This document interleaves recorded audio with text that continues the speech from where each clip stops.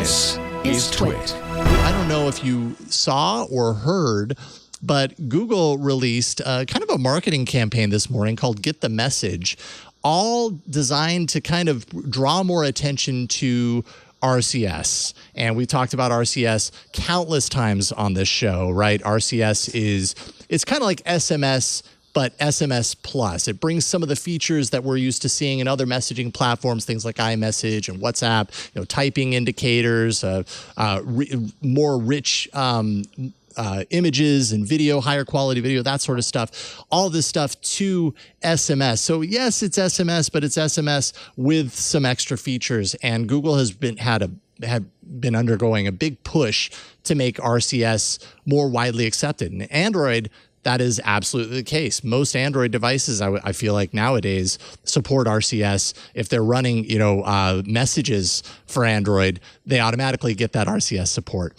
Apple, on the other hand, and iOS devices do not support RCS currently. And, we talked on the show many times about how it would be great if Apple actually did support it. But why would Apple support it? There's a whole lot of pluses and minuses. Google also understands and realizes that there's a lot of pluses and minuses potentially, to this sort of deal happening where Apple would support RCS. And so they've got a marketing campaign called Get the Message that hit this morning that's all about kind of calling attention to this.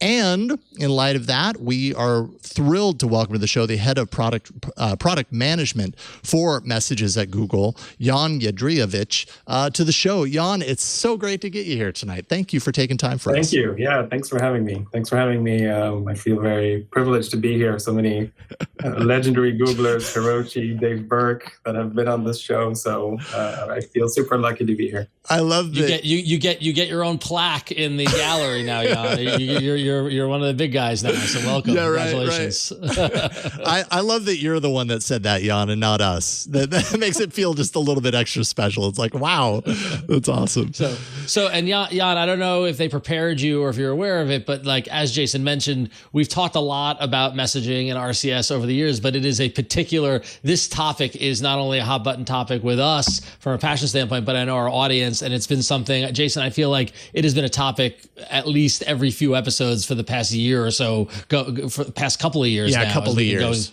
Going through this. So we're really excited. I was super excited to see the Get the Message campaign hit, but when Jason was like, Jan's going to join us, I was like, oh, great, excellent. This is right in our wheelhouse. So we're excited. 100%. So let's start with kind of the reasons behind this. And then, we've got you for about the next 25 minutes. So we thought we'd talk to you about all things, touching on RCS. We can talk about the campaign, but we can also talk about some of the pluses and the minuses and different avenues that touch on RCS, because there are a lot of places to explore. But let's start with the campaign first, because obviously this is a big push from Google. Tell us a little bit about kind of this Get the Message site that was launched this morning, the response to this. Like, what is the reason behind this? Why did Google and why did your team feel like this was necessary and needed? So it's been a pretty exciting day. Sure. Lots of really positive momentum here.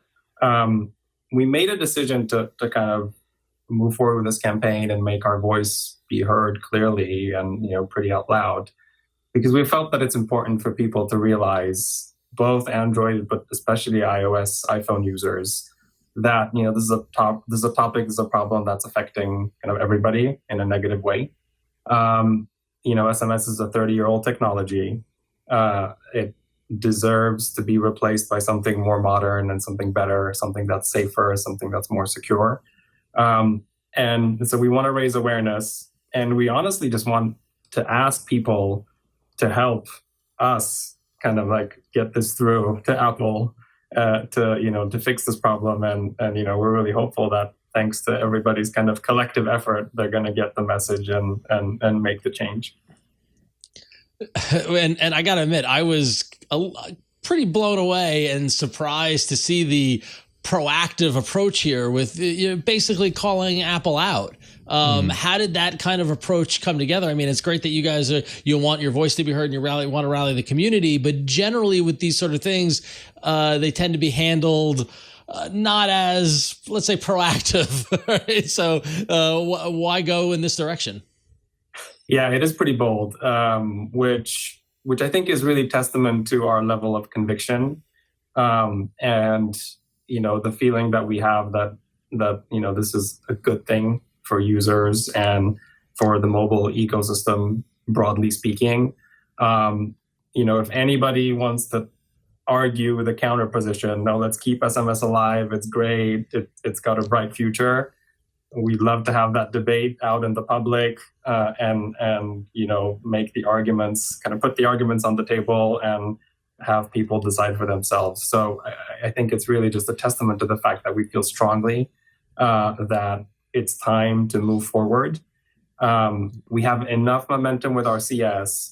At Google I/O, we announced the 500 million active user mark. So there's a lot of momentum. We've spent a lot of the last few years aligning the whole mobile ecosystem around a certain standard, figuring out what the universal profile is and making sure that everybody has the same kind of configuration of RCS, which might seem simple, but wasn't as trivial as it seems. So again, lots of good momentum.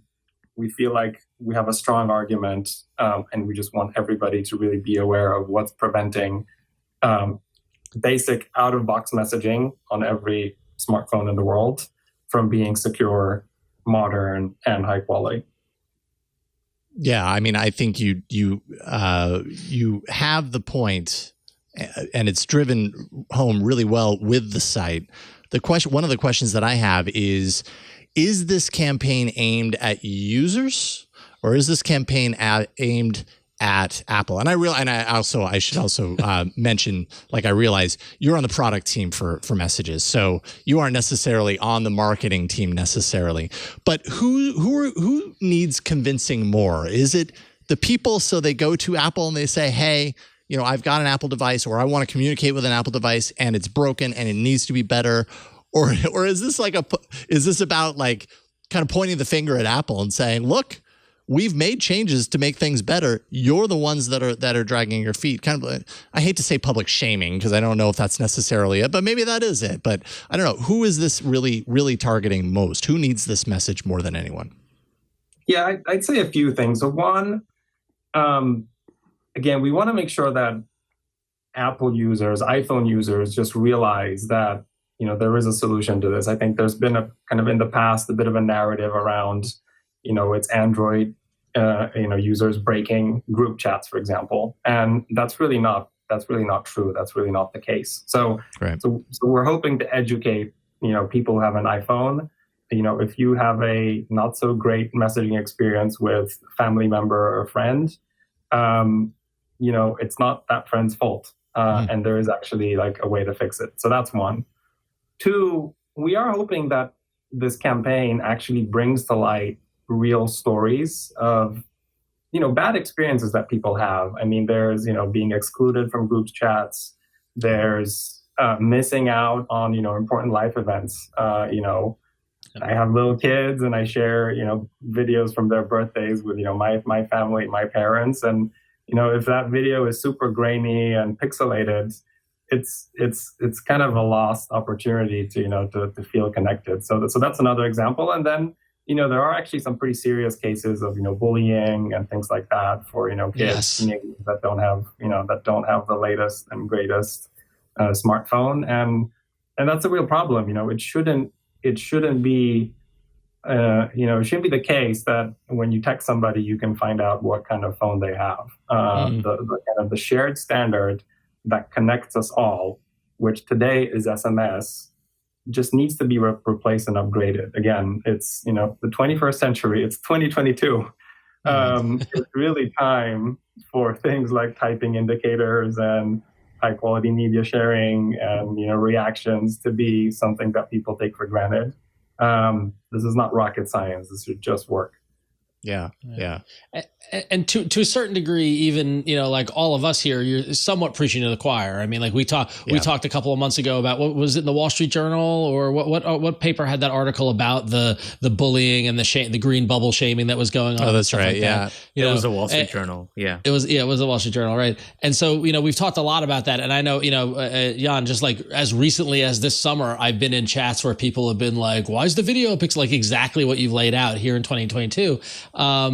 But at the same time, Google and you guys on the Android side has, really struggled with messaging, let's just say, in terms of different messaging apps and things like that. So, while I understand RCS is a solution for everyone to kind of connect everybody, what makes this kind of approach different, coming off the heels of what Google's kind of spotty support for messaging has been over the years?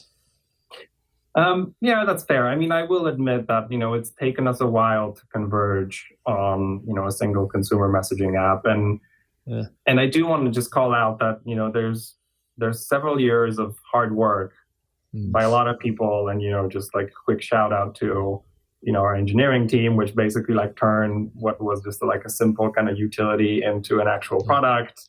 Our partnerships team, which basically rallied the whole kind of world of the carriers, the OEMs, and the ecosystem around the single standard universal profile.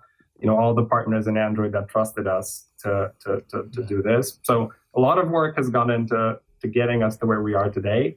And so now we have a unified standard, a single messaging app, a set of capabilities like end-to-end encryption that make this experience kind of up to par of what users expect.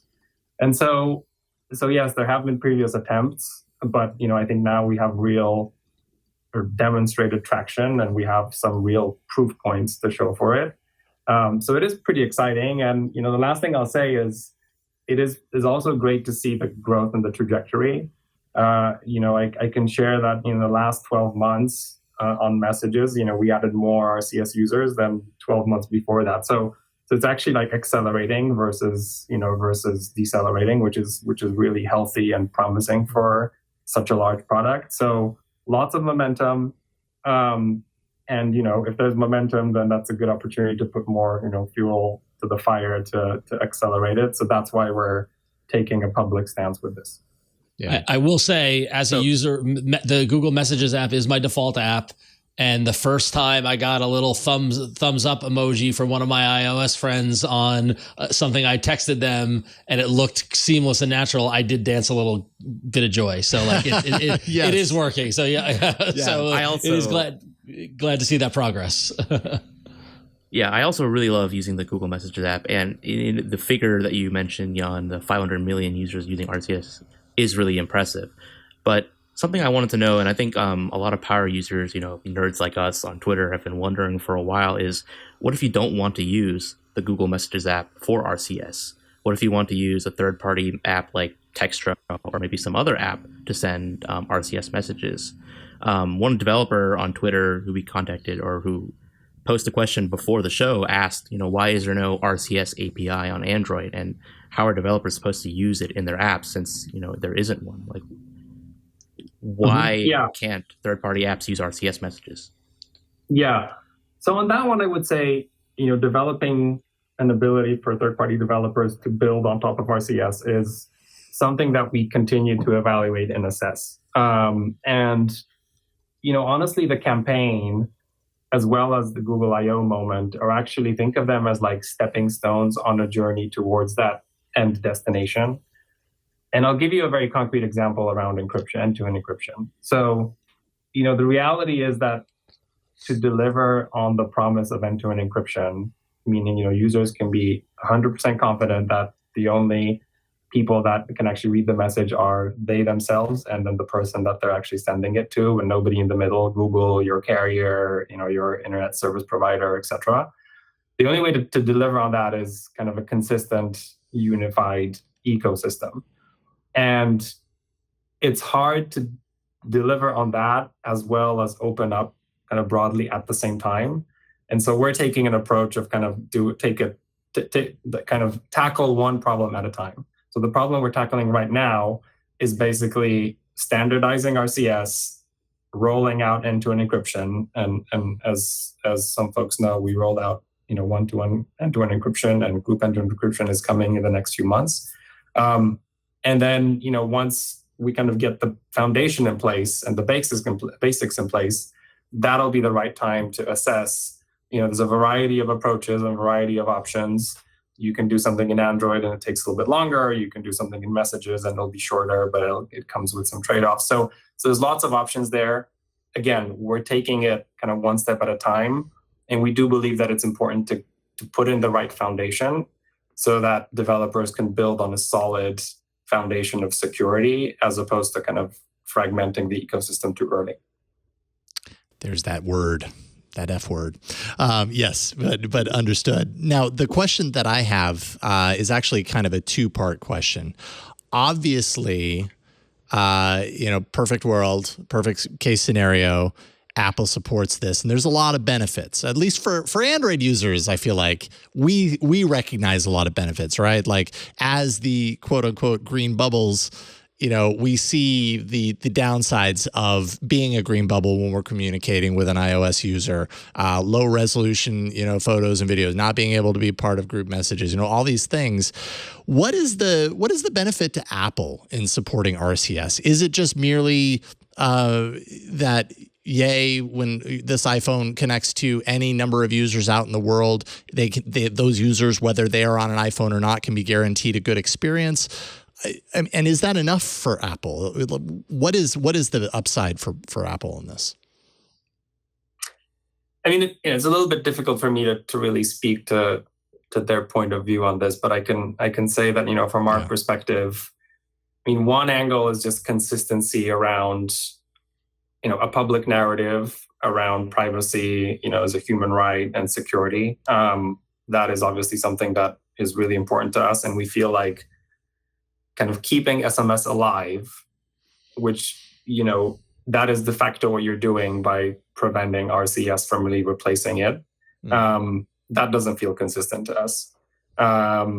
Making people be excluded from group conversations, that doesn't feel consistent with those values either. So, we're not arguing for there being, like preventing iPhone users from communicating with each other using, kind of the blue bubble protocol. That's perfectly fine, and that can stay in place. But it's really about like kind of lifting that shared common denominator and that standard that we all share between the different ecosystems, and making that more secure and making that higher quality. So, there